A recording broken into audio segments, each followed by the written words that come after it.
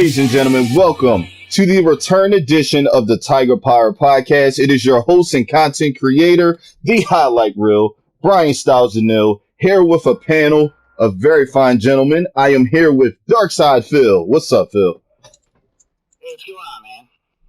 Anthony, how you doing? Doing good, man. Anthony, why don't you tell people where you're from? I think we all seen your YouTube channel. At least I have. I'm from the internet. The amazingly average gameplay of Anthony. Phil knows that's a mouthful. He stumbled with that before. All sorts of gameplay. There's been a huge focus lately on Mass Effect, but there's been plenty of wrestling stuff. We've collaborated. You still got your cameo in the Brothers Grimm showcase coming up. Hell yeah. And the Brothers Grimm have also been an It Factor. Yes, which we will be talking about later on.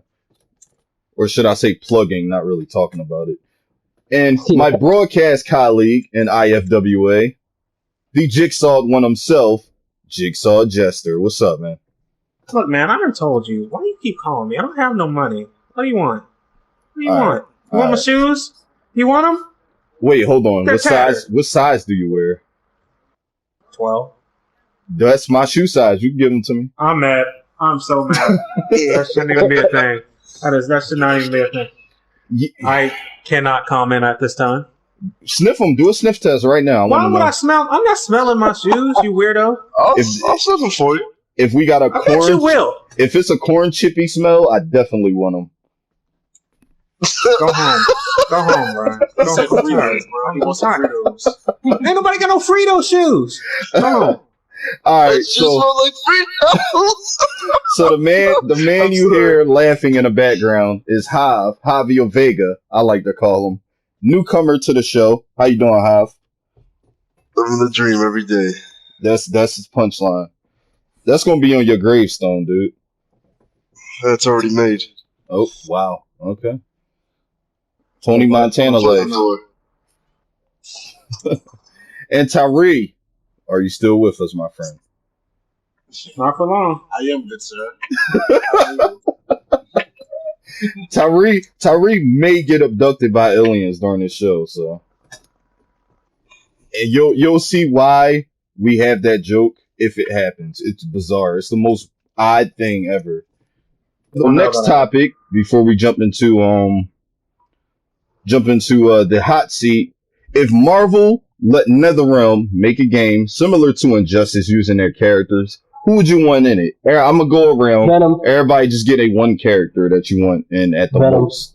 So, Anthony, you got Venom. Absolutely. I will buy day one, full package, Ultimate Collector's Edition, if it at least has Venom. I can dig it. How about you, Alf? Carnage. Carnage. Oh, Venom and Carnage. Not a premium skin of Venom for Carnage? No, absolutely not. They're two different things. Okay. Yeah, they're two entirely different fighting styles. Yeah, that'd be really nasty to see Carnage in a fighting game, man. What do you think, Jester? How about you? What's your pick? I'm going to go Punisher because I'd love to see his fatalities. Oh, come on. We don't need another Deathstroke, bruh. Nah, man. Oh, all right, look, you just mad because you got your face beat in with a rifle like 30 times. He's going to be dead. Let me tell y'all a story, actually, real. You know what? Hold on. No, give me a sec. Let me tell you the story about Brian real quick about how he cannot block 3 rifle butts to the face every time I pick Deathstroke. This man got mad at me for not shooting him with Deathstroke in Injustice 1 because I just kept beating him in the face with a rifle butt. It was bullshit. Like, you weren't playing the game right. How about that? It'd be cool if they made the Punisher a grappler. They would never do that. He has too many guns. Excuse me? No, you know what? I can see him playing more like Red Hood, to be honest. Yes. But, Phil, what you think? One character. Alright, I'm gonna think outside the box. I'm gonna say we should have the Juggernaut in it, and he plays like Goro. He's like a boss character, and he's just like incredibly overpowered, super armor Juggernaut. But he kills you at the end, like he just runs you over and flattens your ass. He has to make his Juggernaut noise from Marvel 2, though. The ow!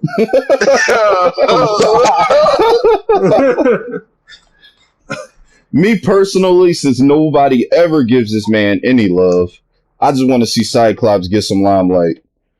No, that is true. Everyone sleeps on Cyclops. They hate Cyclops. He's so cool, man. Like, he's powerful as hell, but he didn't get no love. I don't know why he doesn't get no love. Because he's an asshole. That's why he doesn't get exactly. no love. I was gonna say, go ahead and YouTube Cyclops is a dick, and we'll go ahead and see. Like seriously, he's not kidding. Cyclops is a legit asshole. Yes, his eyes are portals to an energy dimension, but it doesn't matter. He is still an asshole. His powers are cool, but he's a dick. Fine. I guess I'll be the guy. What you gonna pull Emma Frost out your ass? Huh? Oh man, dude. Adam Warlock. Huh? Let's not get started on the tittage of Emma Frost. Like, maybe Blade, since your affirmative action right now. There you go, Tyree. Tyree's back from the mothership. Oh my God. All right, gentlemen, next we're going to get to a very special segment I like to call the hot seat, where I will be reading particular comments and or questions to Phil here. He can choose to respond to them if he wants. That's up to him. Anthony will actually start off with the first question, because Anthony, do you remember yours, or should I just read it for you? No, I remember it. That one's actually from somebody else who wanted me to ask on behalf. I got a question of my own, so my question is, can I do both? Maybe okay, hold after on. Another. Hold on, let me actually start. All right, so Anthony has the first question of today's hot seat for Mr. Darkside Phil, aka DSPGaming. What you got? All right, so the first question that I have for you is, why don't you speak to your brother, Kain, bringing the pain anymore? He's your family man. He misses you. No.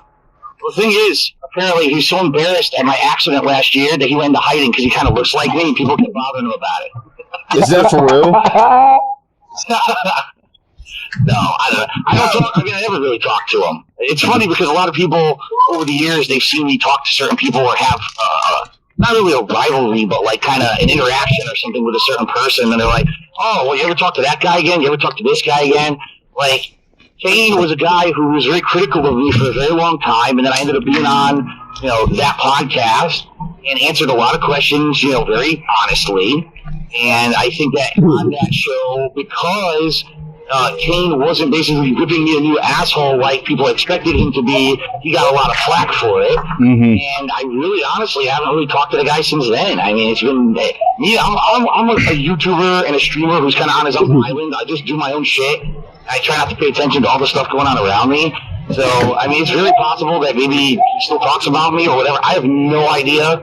I'm just doing my own thing. And if he ever had a desire to talk to me again or whatever, I'm not even aware of it because I haven't heard from him. So. No, I was just messing with you, because the funny thing is, I was actually one of the two hosts when we did that interview of you, and we did catch a lot of crap for that. Yep. We did not hit you hard enough for the hard questions. How dare you be fair to me on a show that I'm a guest on? How dare you? The bell, punching me in the balls constantly. That's what it should have been, right? You know what? And if I may chime in here in regards to what you guys are saying, I have no freaking idea what these people are saying when they say you don't hit them with the hard questions. Because I have that here in a video promo that I made. It says, spoiler alert, they won't ask Phil any hard questions. Like what? Which what they really mean is we're not going to sit here and slam them. And I say, this is my response. And this is the prime example of what I'm talking about. I say, I have a set of questions myself I'll be asking, but this is why I made this open to the public, so we can ask the questions people really wanted. I have an idea of what those might be, but not entirely. Do you have one? Does not reply. So if we don't ask them the question you wanted, we gave you the opportunity. You know what I mean? Like, I don't think the way these people think. So I'm not sitting here thinking like, oh, I want to ask them this. You know what? I'm going to bring up a thing from years ago. Hey, why'd you mute everybody? Why'd you mute the stream chat when Liana said Kingdom Hearts is stupid? Why would I ask you that? I know. You know what? Like, 2012 and they still bring that shit up, man. It's stuff like that. It's stuff like that won't give me an intelligent response. So it's not worth my time.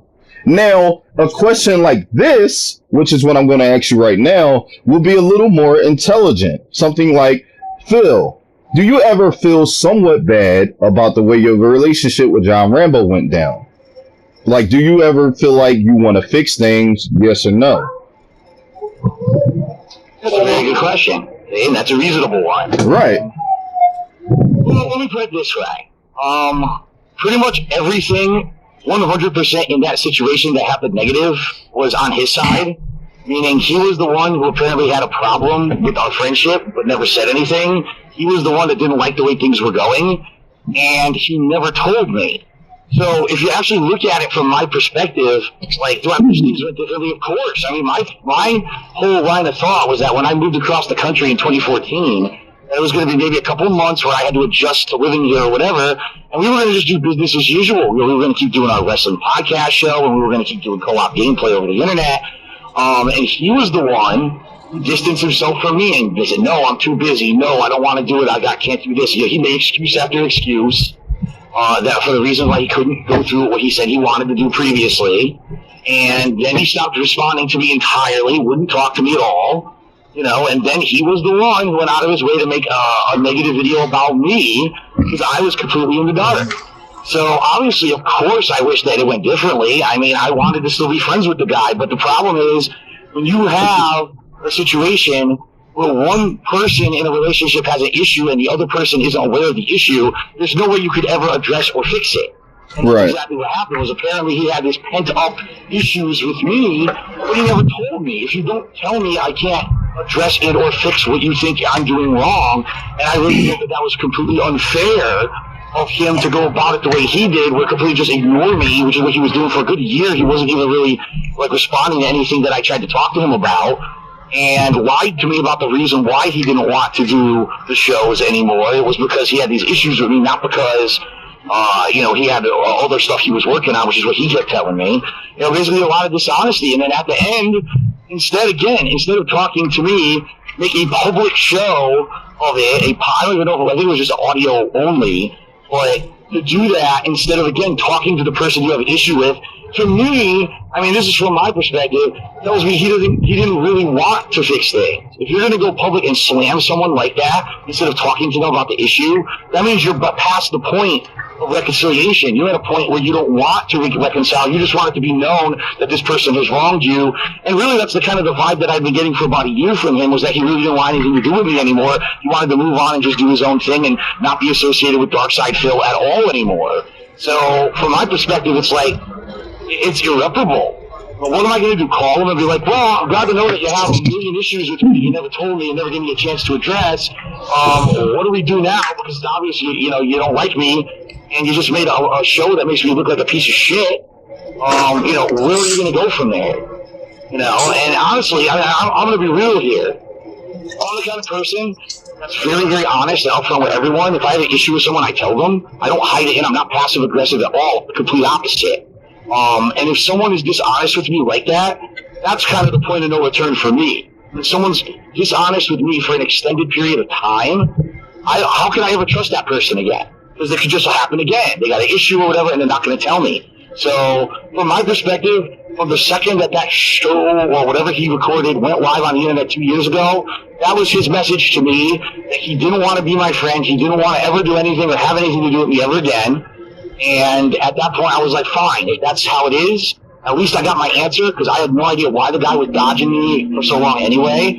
And that's that. I'll move on with my own life and focus on my own shit rather than constantly be wondering what's going on with this guy. Right. So, now, the whole reason of me asking you that question in particular was to get a detailed, intelligent answer out of you that is worth our time.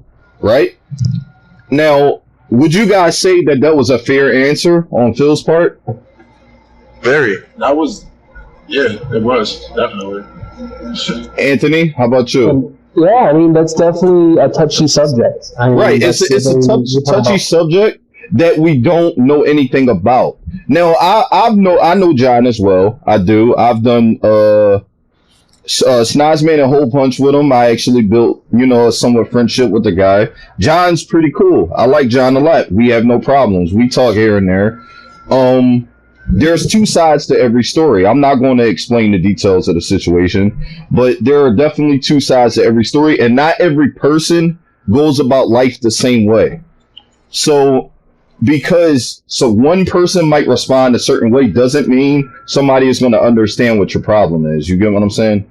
Like, if you have an issue, you need to say something. Not everybody is going to recognize that there is an issue off the bat. You have to sometimes communicate that to people, because if you don't, they're going to assume everything's a-okay.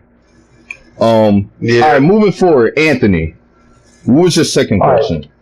So the legit question comes from me, and this is actually from what I've seen.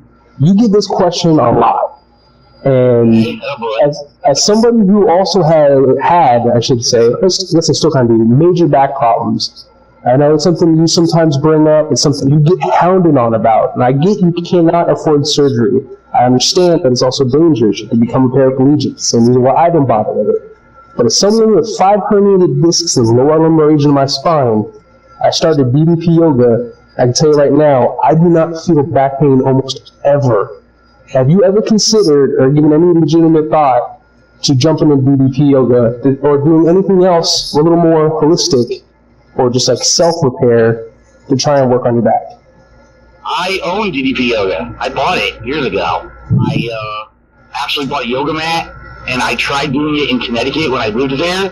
And the problem was I had to move so much shit in my living room to have enough room to do it that I hurt my back more than the benefits of actually doing the yoga, because I had that giant stupid coffee table and everything I had in the middle of it for recording and everything. So I kind of was in the mindset of, all right, when I finally move and I get a bigger place, then I'll do it. And then, of course, I moved out here and got all wrapped up in the new house and everything. And I'd say probably it took about a year. Well, after about a year of living out here and kind of adjusting my lifestyle, one major difference living out here than what I had in Connecticut is that everything I need is close by. I've got a supermarket across the street. I've got a garage, so I'm not carrying heavy bags of multiple flights of stairs. There's no snow out here. It's not like I'm shoveling snow and covering through ice and shit. So all this stuff that used to actually mess with my back, that would aggravate the injury, has kind of been erased from my life since I moved out here. So in all honesty, my back now almost has no pain and no issues. It's very rare when I'll have a day when, oh God, I got shooting pain in my back or I got tenseness. I used to have numbness in my legs, completely gone. Don't have that anymore. The only time really that I get back pain is if I'm out doing a strenuous thing. Like if I'm out all day long, walking around, lifting stuff, or it's other stress going on. The stress obviously also can affect the back.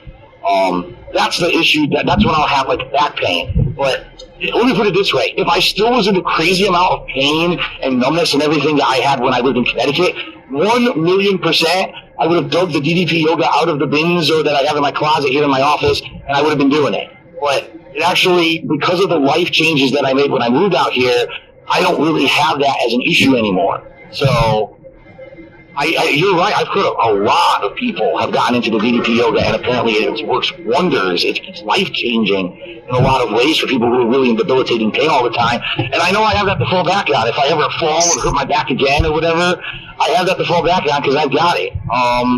But no, I actually never went through with it because of the fact that I never had the space in Connecticut, and since I moved out here, things have gotten dramatically better for me in regards to my back injury. And that's a good thing. That's very good. Very good. Man, it was bad in Connecticut, man. It was 1 week. I'll give you some perspective. There was 1 week in Connecticut where it snowed every day, and I had to go out and shovel snow, and I basically couldn't move. Like, I couldn't feel my right leg.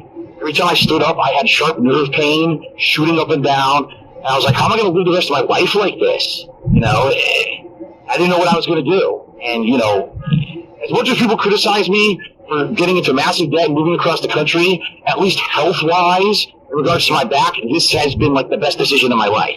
Right. And ultimately, health is very important. It pretty much is. Hashtag fuck snow. I hate snow. I really do. So before we move forward to the rest of the YouTube comments, is there anybody in a party right now besides Anthony? Those are your last one, right? That was your last one? Yeah, that's it. Anybody else in the party that has a question for Phil at all? Going once. Oh. Twice. I do have a question when I think about it. Alright, Mr. Jester. You've received a lot of flack for that money thing that happened a few years ago when you opened up a Patreon. And I want your honest story about where that money went and what happened and why everybody probably got the wrong idea about what happened, or they were justified in being mad at you about it. And this is the Project 7 money we're talking about, right? Indeed. Okay. Yeah. Okay, that's exactly what I was going to ask, because I didn't know if you just went in general opening the Patreon or that Project 7 situation. No, it was the Project 7. Yeah. Alright, this is an easy one. It's not a complicated story. Every month when I do my Patreon, I got to try to figure out some creative way to get people to pledge. Because even though there are people who every month will pledge just out of the kindness of their own heart because they love the fact that I'm putting out free streams of videos every day and they want to see that continue, there's other people who will pledge if I find a way to motivate them to pledge. And I remember it was 2 years ago, summer of 2015. It was August, and actually I take it back. It was July, and I was looking for just kind of a middle-level goal that I could reach to get people to maybe motivate them to pledge or whatever. There was a goal above that, by the way. That wasn't the top goal for the month. There was another goal above that also got hit that month. And, of course, no one wants to talk about that, but that's besides the point. The goal that I set, the mid-level goal, was that if I hit this certain funding level on Patreon, that I was going to produce a trailer, not a full series, not an episode, not even the promise of anything like that, but a short, couple minutes long trailer for Project 7, a rebooted series of it being kind of what it was intended to originally be, which a lot of people may not know this. It was going to be basically me playing Final Fantasy VII, but I was going to interject with cutscenes and skits, and basically go back and forth between the game and making fun of the game and having that character Deathface or whatever be in it, and stuff like that. It was an idea I had many, many years ago. Since then, I've totally abandoned that kind of stuff. But anyway, I was going to make a trailer of kind of just anticipating it, hyping it up, and having a little bit of that kind of thing in it. And what ended up happening that summer, excuse me, was that I basically was trying to gauge interest. And I was like, well, I need to take time off to do this trailer, obviously. I can't be streaming constantly. I can't be putting out videos constantly if you guys, wanted me to make this trailer. So when am I going to do it? And I kept asking, and there was a lot of demand that summer for me to do certain downtime stuff before the new releases started hitting in the fall. When I get so caught up, there's no way I could be doing like older games, retro games, and stuff like that. And pretty much time flew by. It ended up becoming like mid to late August. We were in a situation where I would have to not play new games in order to put out this trailer. And I asked my viewing audience, is this what you want to see or not? And overwhelmingly, the feedback that I got from the viewing audience at that time was, forget it. We understand it was an idea of something you wanted to do during the summer because you thought that there'd be all this downtime. Turns out you ended up doing a lot of games and stuff we wanted to see. We're happy. As long as we're happy, it doesn't matter if you put out this stupid trailer or not, because honestly, it was me that made the goal, not them. It wasn't like they had voted that this was something they wanted. This was just something that I had thrown out there as an idea of something to do during that summer. So after getting that kind of feedback for a couple of weeks in mid-August, I said, all right, then I'm not going to do it. But what I am going to do is I'm going to take that amount of money that was raised for the Project 7 goal specifically, which was a few $100. I believe it was around $250 or something like that. And I'm going to put that towards next month. So next month for Patreon, all the goals that I set are going to be $250 less. So there you go. Chances are September comes, you're going to hit all those funding goals because I didn't live up to my promise of doing the Project 7 goal, and I'm going to apply those funds towards the next month, basically. And really that was it. When it comes to actual patrons of mine who had pledged and were expecting the Project 7 trailer, I'd say probably there were a couple dozen who were disappointed, but there was only one person, and this is the God's honest truth, one singular patron who was very angry with me that I didn't do the trailer because they had specifically pledged only because they wanted to see the trailer.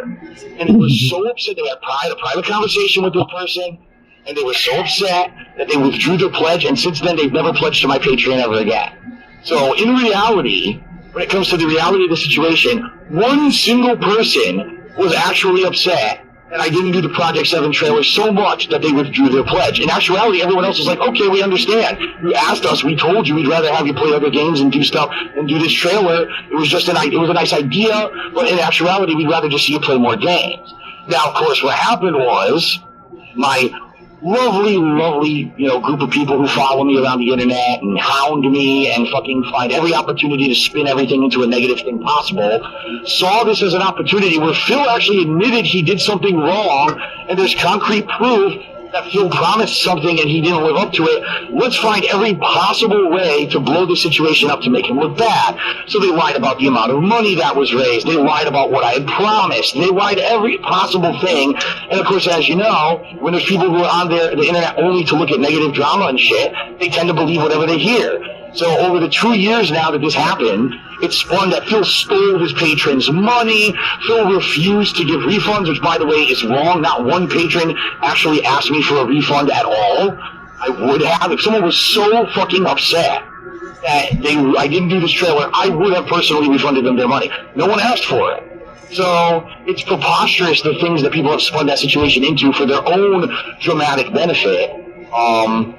From my perspective, it was like a silly little thing. It was a silly little idea that I had, and since then, things have changed so much. People still ask me, "Gee, you're ever going to do Project 7?" I'm like, you know what? Dude, that idea is so old and played out at this point. If I were to do something that was like a skit-based video or show, it would be a completely different idea at this point. It would not be the original Project 7 idea. So the whole thing's dead in the water. It was not an issue for anyone but one singular person, and it pretty much was all wrapped up then. So all that crap you heard, I'm sure, about me being a thief and all of that, it's funny how it all stems from a $250 pledge level that was completely blown out of proportion for 2 years now. All right. Yeah, yeah, it's a great elaboration. So definitely no hopes of Project 7 in the future. So we'll get Project 8, right? It'll be fun. It'll be the Final Fantasy 8, which is infamously worse than 7. Yeah, I'm gonna say. Yeah. Final Fantasy 8 was terrible. Oh my god, dude. I hate that game. Oh, it's terrible. That fucking game. I do. All right, so next question. That should be a Patreon goal. Oh no! Don't listen. Don't torture him like that. If you raise up enough, you have to do an entire playthrough. You know they're going to vote for it because it's garbage. Oh yeah. So don't let them do a vote. They can put the money forward to actually get that. All right, so we have another question here. Let's see. Okay, so Mr. Marlboros, I guess that's how you say it. He says, "Why is it that you, Phil, are only good at Ultra Street Fighter 2 Turbo competitively and no other fighting games ever after that?" Probably because he hasn't practiced, but I'll let him answer. Right. Well, first of all, that's wrong. I am good at a few. I'm very, very good at X-Men vs. Street Fighter. I'm actually really good at the original Marvel vs. Capcom. All right. As well as Marvel Superheroes, which was the originating game that started the whole Versus series.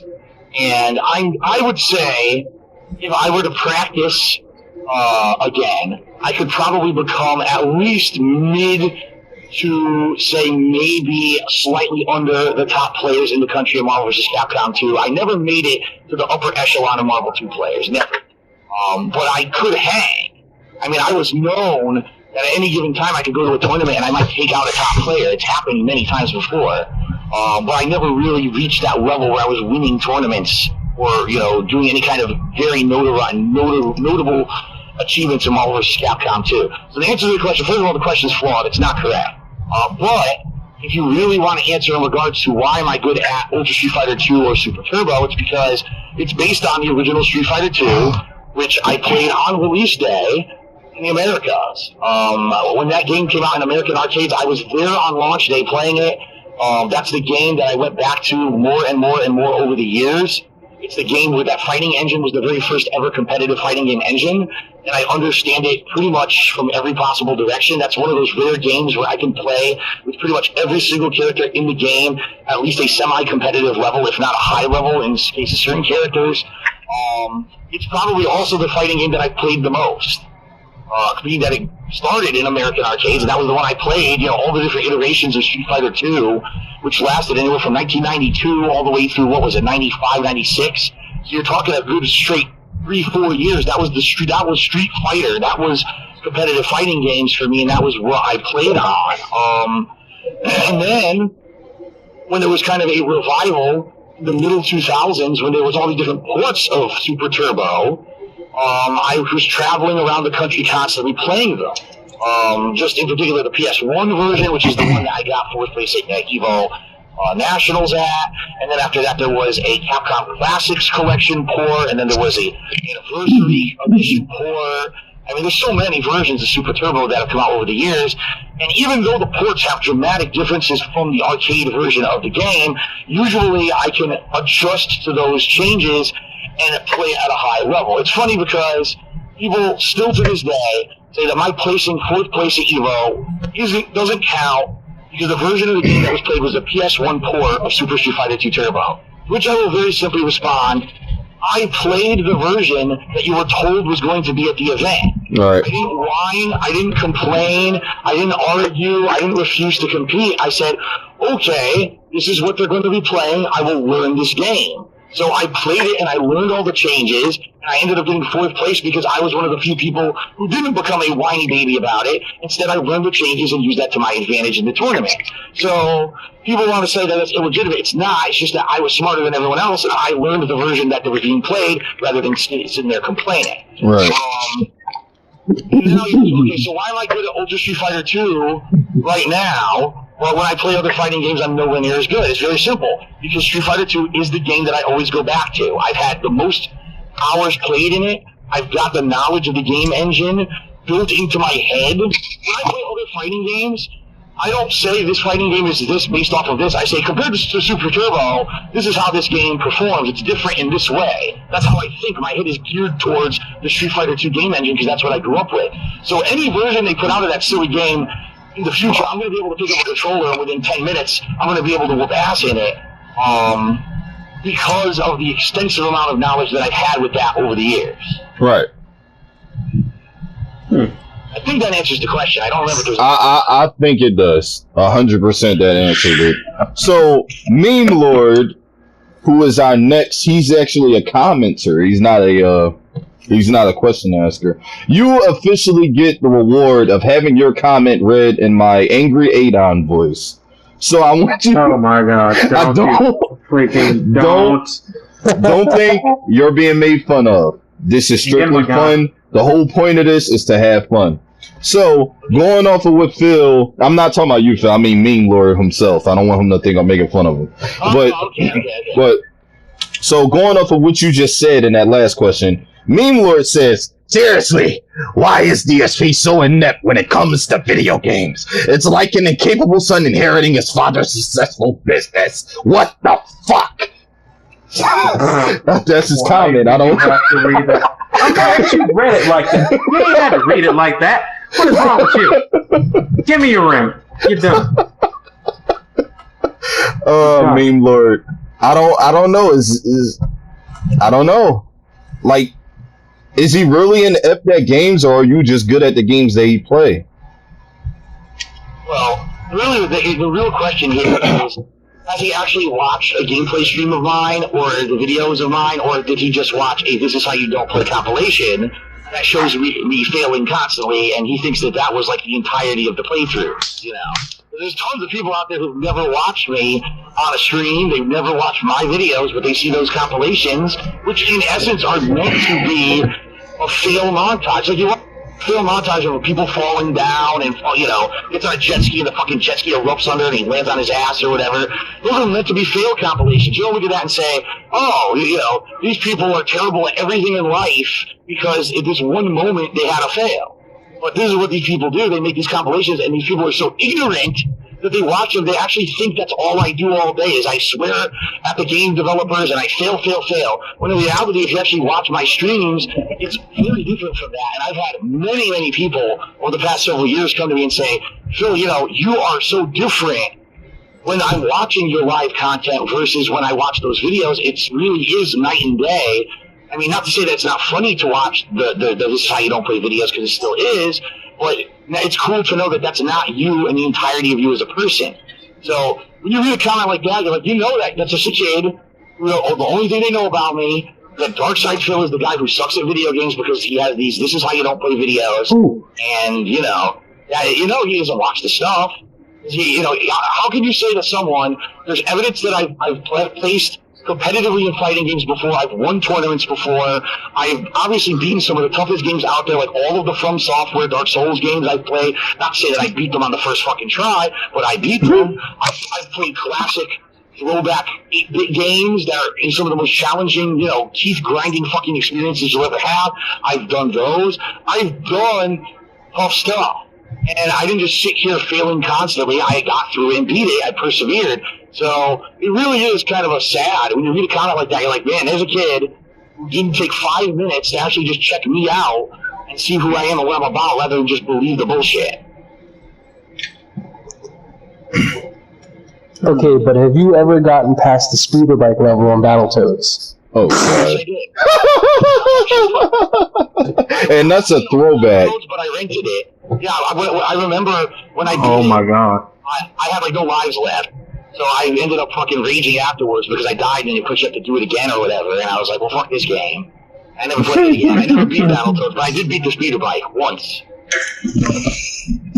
It's only one game that I haven't beaten yet, and that's fucking Ninja Gaiden Sigma.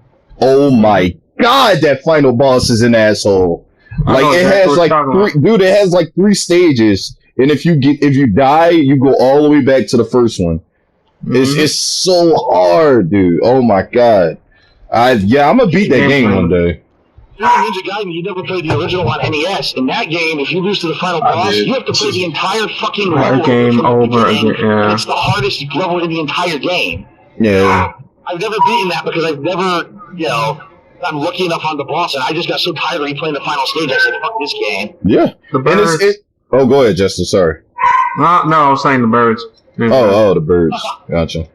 Okay, so I guess we'll move forward to this guy. Oh, wait, I do have a question.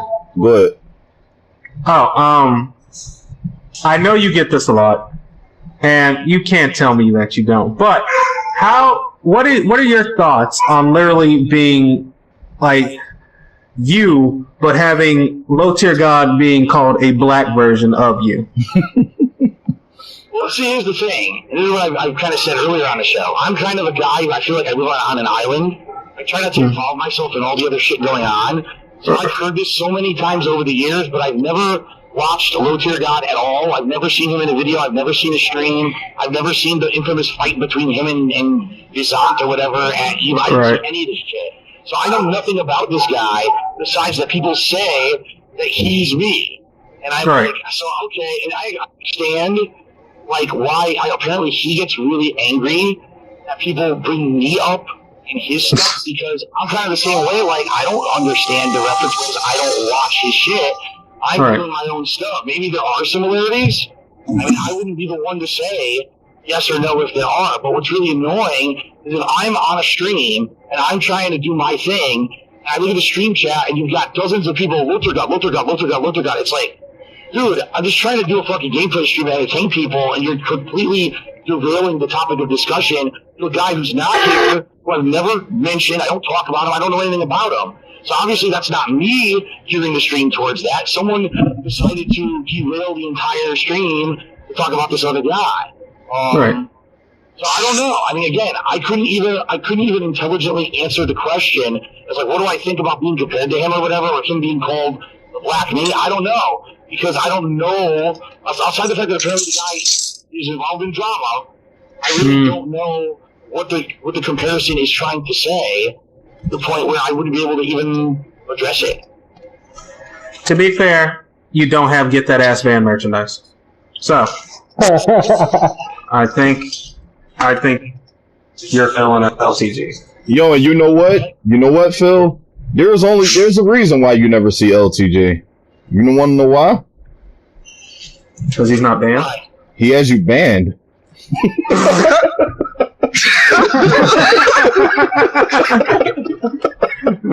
Nah, you're not. All right. I honestly wouldn't know. I've never. No, he didn't. He didn't ban you. It was just a stupid joke. But low tier God is misunderstood. He's not. He's not terrible, man. He's just. That dude, it gets overly upset, but he's not the most evil person in the world, not at all. Like, he had a stream last night. It was very, very entertaining. He didn't get mad not once. I was like, is he on like a downer or something? Why is he so happy tonight? But it was weird. It was fucking bizarre. But anyway, moving forward to the next question. Let's see what we got here. Damn, this one is long as hell. Okay. This, I mean, you kind of already answered this, so I don't really feel a reason to ask this one. He says, long story short, he's asking about your back issues, and it seems like ever since you moved, you've gotten better. And he says, why didn't you get the operation done? Because he see you rocking back and forth while sitting on your seat. So I'm guessing we could kind of mold this question, since you kind of already answered it, into, are you still going to do your operation for your back, or is that out? Right. I mean, like I said, the only reason I would do the operation would be if my back got back to the situation where it was when I was in Connecticut, how bad it was, you know. And I'm not in a desperate situation where my life is hindered and I'm having all this debilitating pain anymore, but I would consider doing it if it came to an absolute, situation where I had to do it. But the good news is, there's all kinds of new surgeries now. Like that, you don't have to do the spinal fusion anymore. You can now do laser surgery. There's other options you can do. So that's good that if it comes to that I might have that other option as well. Of course, with my health insurance cover those other options, who the hell knows? But at least it's there. So right. Sounds like a good answer to me. All right, so what we got? Somebody else asked, where is this comment at? It's not showing up. I got one while you're looking for it, if you don't mind.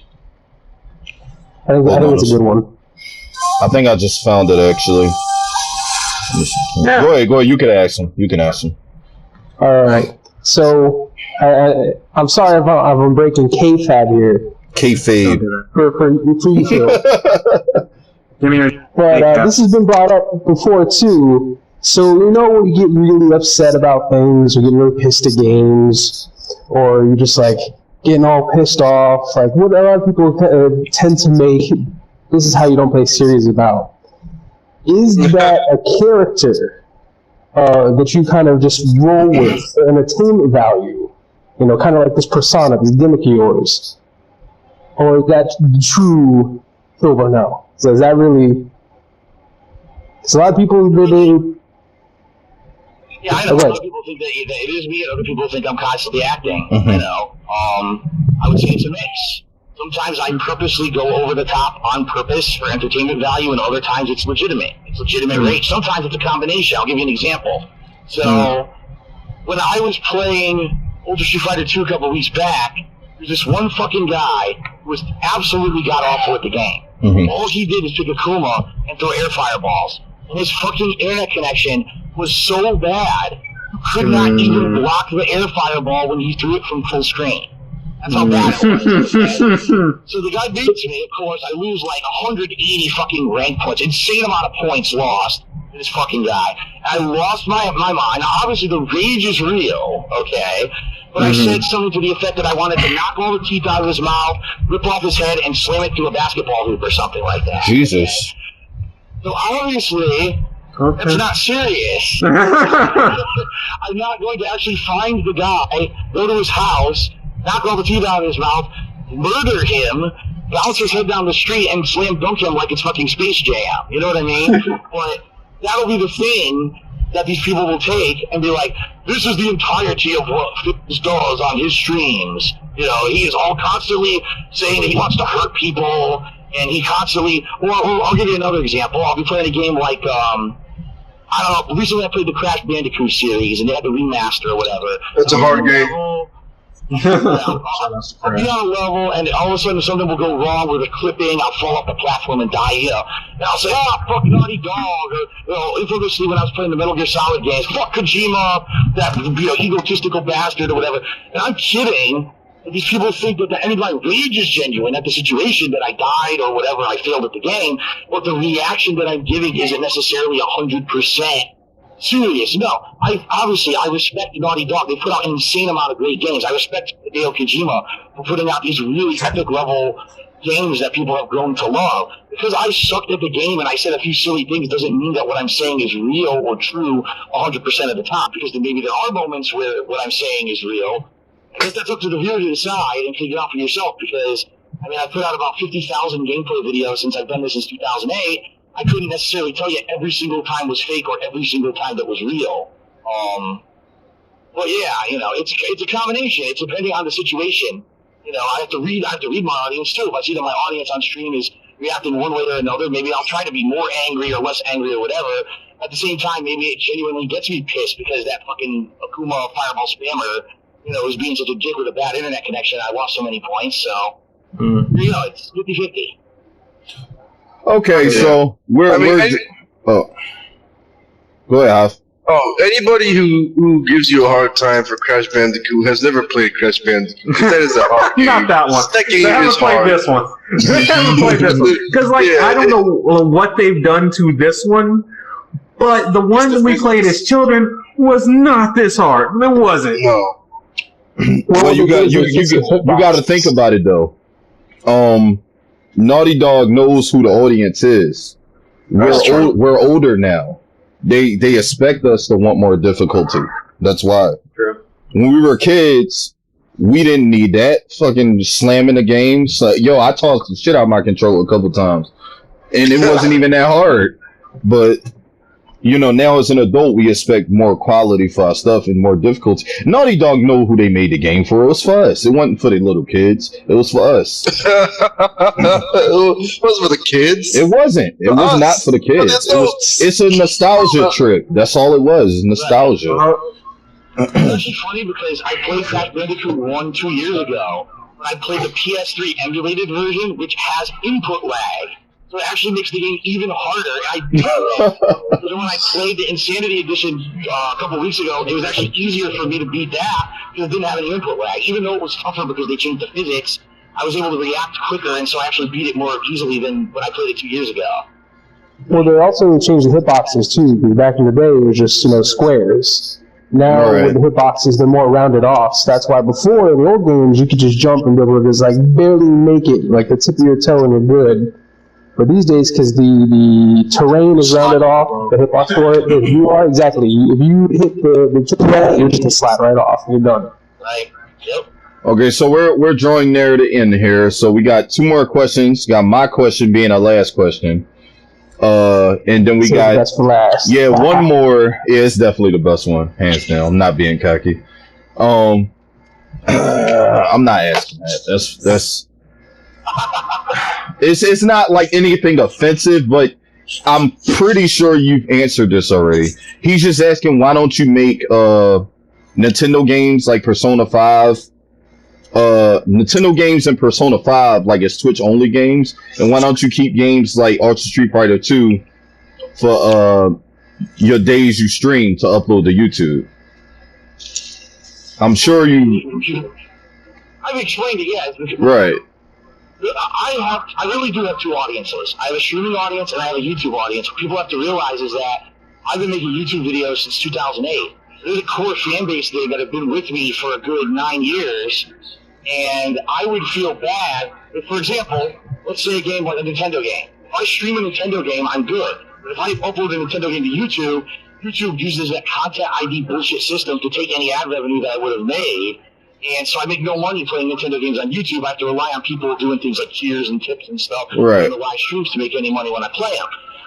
So I guess what he's asking is, why don't I just do the games I can make money for on YouTube, stream them only, and then, why don't I do other things the other way? And the answer is because I know I have 2 audiences. I know I have people who've been with me for a long time who cannot watch the streams, whether they just can't be there live or their internet connections aren't good enough to watch a high-quality live stream, and I don't want to isolate that viewer and say, oh, now, well, because you couldn't be at the stream, well, screw you, I'm only streaming it, I'm not going to upload it to YouTube.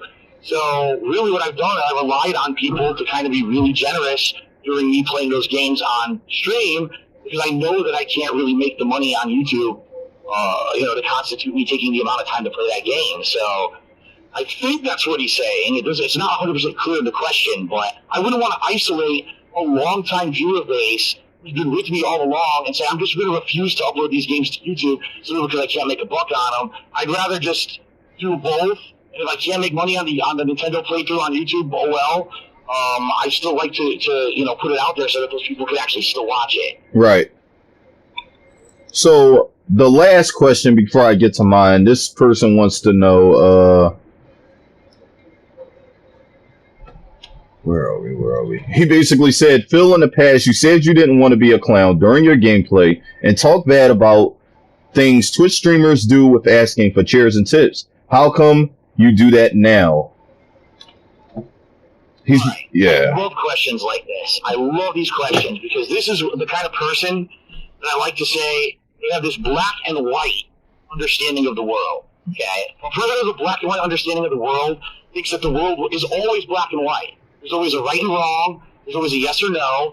And for them, things never change. Like, it's an unchanging world. Nothing ever, because someone says something 7 years ago means that today it's still true. Nothing, the situation hasn't changed or whatever. Mm-hmm. So his first comment here is, say you didn't want to be a clown, but you do that kind of stuff on stream. All right, first of all, again, sounds to me like someone who doesn't watch my stuff.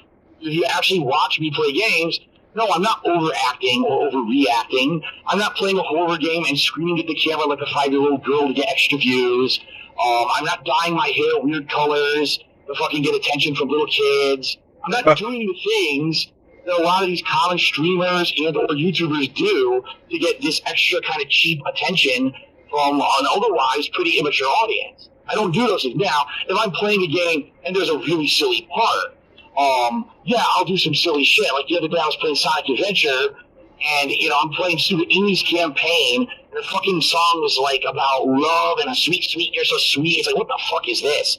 So, I'll make fun of it. I'll dance around on camera a little bit to be fun, and the viewers like it. But no, I'm not going to be 100% of the time overreacting to every possible thing that I see in the video game just to get the cheap attention from kids, which is really what all these other YouTubers have adopted themselves to do over the years. It's not black and white. It's not just because every once in a while I'll do something silly doesn't mean that's 100% of the time that I'm a clown. But again, this is very immature kind of reasoning that this person who asked the question is saying. Same thing for the second question. So his second question was, Bill used to make fun of people who used to ask for tips and money during streams or whatever, and now you do it. So, why, aren't you being a hypocrite or whatever, all right? Yeah, let me put it this way. If right now, at this moment, I came out and I said anyone who asks for tips or anyone who asks for cheers or subs during a Twitch stream is pathetic, yes, then I'm being a hypocrite. But I didn't say that now. I said it years and years and years ago when on YouTube it was very possible to make a living doing the kind of videos that I was doing. Raw, unedited, pure gameplay reactions were very profitable on YouTube. YouTube has completely changed its business model to have the algorithms search for different kinds of videos. My videos don't even barely show up in YouTube search-related videos anymore. The whole climate has completely changed. And then, of course, we had the YouTube ad apocalypse this year, where everyone's YouTube revenue dropped by anywhere from a third to upwards of 90% in some cases, where people had to go out of business because YouTube fucked up so bad. So when you're in a situation like that, you either adapt or you die. It's one or the other. And I said, well, I have two options. I can either completely give up on this whole thing and say, well, it's been a good 8-9 year run, but YouTube fucked up, so I quit. Or I could find a way to keep it going. And what I did is I started taking tips and cheers and subs, and yes, I do shout-out notifications and all of that on my stream. However, and again, another lie and misconception, am I constantly during my gameplay asking for it? No. In fact, I have a set time, an advertisement time called a pre-stream, before I do gameplay content where I let people know you can cheer, you can sub, and you can tip, and that's where I leave it. I don't stop during the course of the stream constantly and say, well, I'm going to run a commercial break now to make money, and by the way, please cheer and tip, or else if you don't do that, I'm going to turn the fucking stream off because you're not giving me enough money. No, I'm not doing that. But that's what people think because they hear this negative shit. Phil asks for money, therefore he's a panhandler and he's a beggar, and he's a hypocrite because years ago he said people shouldn't do that. It's a completely different situation right now.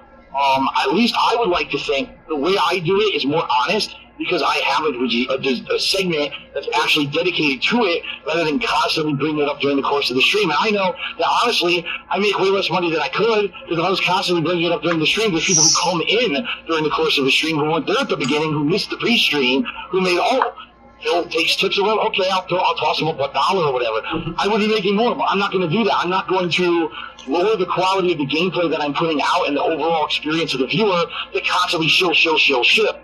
It's not like I'm constantly every 5 minutes saying, here's a new shirt, buy this, send me a cheer, send me a tip. But that's what these people would act like I'm doing because they just want to spin it to a completely negative light. Right. So again, is it black and white? It's not a black and white answer. Yes, do I ask for tips and cheers and stuff? Yes, I mentioned it at the beginning of the stream. But do I degrade the quality of my content to do it? No. And that's what I was talking about years ago when I was criticizing Twitch streamers. I was like, do you think that streamer is really there to play that game and enjoy it, or are they there to make money from you today? What are they really there for? And that's what you got to think of. When there's someone who's constantly just asking for money or buy this or this or that, that's an advertisement stream with an excuse being they're playing the game during it versus someone who's actually doing a legitimate gameplay experience. That's what I was criticizing when I said things like that. Well, again, you notice they don't have the original statements that I made in their comment. It's just a very generalized comment that makes me look like the villain. Of course. Again, it's that black and white, immature kind of mentality that things will never change. Whatever Phil said in the past is absolute and never changes. It's not even in the proper frame of reference. But I'm used to this. This happens to me on a daily basis about 4,000 times. So it's no surprise. And you know what? Like, I'm starting to notice a pattern. Like, I'm actually going to pick on Trigger Happy SOB to close the show out now. This is the same guy that says, spoiler alert, they won't ask Phil any hard questions. Again, I gave you guys the opportunity to ask him anything you wanted. And this is the kind of stuff you guys came up with. Like, why would myself, Anthony, Kain bringing the pain, why would we want to ask Phil these kind of questions? These are your definition of hard questions? Really? What exactly would be a hard question for Phil if these are not it? You get what I'm saying? Like, I just don't understand this logic of we're not asking him the hard-hitting questions. Now, I guess that would bring me to my question, which I'm sure you all have been waiting for. My question is, Phil, you recently got into a situation where you were caught masturbating on stream, correct? Well, I would say recently. It was like years ago. Last year. Year and 3 months? Year and 3 months. Did you Okay. bookmark that date, Phil? It was a day that we will forever live in infamy. No. I would bookmark it. Okay. No, that's what just meant. Like, I'd bookmark it too. Like, I'm not gonna. Yeah, this is the day they caught me beating my meat. Like, yeah. Okay. A year and 3 months. You were caught. You. You were seen masturbating on stream, right? All right. Now, you guys wanted some hard questions. You guys wanted something interesting. We don't want to ask Phil about what happens on Twitch. We don't want to ask him questions that he's been answering for years. You know what I mean? Like, why he's been doing this. He answered it, guys. Like, the hard questions you want questions like this. Phil, when you were masturbating, when you were on stream without knowing, what the fuck were you masturbating to? These are the kind of questions that you should be asking the guy, not why didn't you play Kingdom Hearts? Like, come on, guys. If I remember correctly, I don't specifically remember, like, the video, and I don't actually even know if it was a porn star. I think it was just like a shitty fucking video of like some blonde chick getting banged or something. I don't know. I don't even really It wasn't like, oh, I was watching some fucking, everyone always says fucking Lisa Ann for some reason in my streams. Man, she's washed up. I know. Lisa Ann was getting gangbanged by like 7 guys with giant 12-inch dicks. I'm down. It wasn't even anything notable, It was just something stupid. It was spur of the moment, It was like, that's why people think that, like, masturbation is, like, this thing that you plan out. I lit a few aromatherapy candles. Hey. I rubbed some fucking body oil on my body. Hey. Started my stream, and then I masturbate. It's like, no, that's not how it works. Like, the scene from the 40-year-old version comes to mind. Exactly, But no, it was something really stupid. It's something obviously that I shouldn't have done. It was a fucking very reactionary thing. Obviously, I didn't know what fucking camera was on when I did it. Obviously, it's a lot. So many stupid factors that just came together. It's just a silly thing. I mean, if anything, I'm just happy that I basically handled it in a way that I was able to continue to do what I love, and it wasn't a big deal, versus if I had handled it in a different way, like getting really angry, denying it or whatever, I think it would have been a lot worse. It ended up being, and not to say that it didn't, because I mean, let's face it, there's still probably a good 100,000 people on the internet who only know me as the guy who banged, the guy who masturbated on stream. Most of them still think it's on Twitch, which wasn't even true. That was when I was streaming on YouTube. But they don't even know the truth of it. They don't know the truth of the matter, that it was just a webcam of my face. They think that, like, I was fully, masturbating nude. There's people who made up shit and said that I was masturbating in front of children. Like, oh my god. Oh my god. They made all this shit up. Oh, Phil had a stream of, like, 1,000 8-year-olds who were all watching him, and he knew what was going on, and he masturbated in front of it. It's like, what the fuck? The things that people have said. I mean, but overall, it was surprising that it didn't end up being like a huge negative thing. Obviously people are going to make fun of me for it for the rest of my life, but I'm still able to do what I do, and I've still got, people who like to watch me play games and have fun, and that's awesome that it didn't, go so badly for me in that regard. But the porn was not notable at all. I don't even think it was like a porn star. It was probably one of those stupid amateur videos on one of the fucking, I don't even remember if it was Pornhub or fucking, who knows what it was. It was something quick, boom, done, and then I said, oh, Kevin's been on this whole time. I have to admit, I'm kind of upset that it wasn't Hitomi Tanaka. I'm not gonna lie. I'm very upset. Jesus Christ. I'm upset. Hitomi Tanaka in a live action hentai tentacle sex scene. Yeah! Obviously. That's what it was. See, Thumbs now, up 10 of your videos right now. It's all been out in the open, ladies and gentlemen. Let's forever leave it in the past now.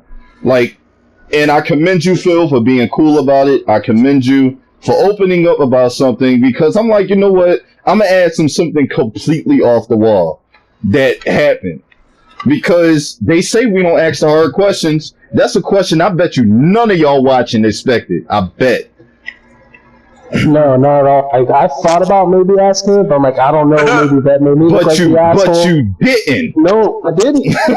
That's why. That's the point. Everybody in that comment section probably wanted to ask that, but they didn't.